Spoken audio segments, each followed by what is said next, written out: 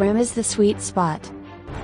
Our most vivid dreams happen during rapid eye movement, REM, sleep, which happens in short episodes throughout the night about 90 to 120 minutes apart. 2. Morning is better. Longer dreams occur in the morning hours. 3. Weekends help you remember. You're more likely to remember your dreams on weekends or days when you sleep in, because each episode of REM sleep is longer than the last.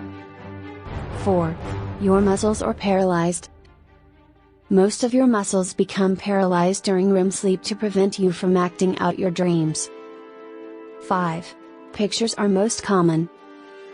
We dream mostly in pictures, with the majority of dreams being mainly visual with little sound or movement.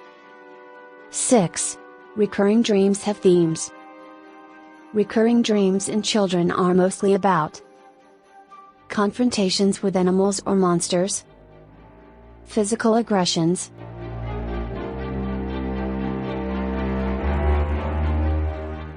being chased. 7. We don't all dream in color. Around 12% of people dream in black and white.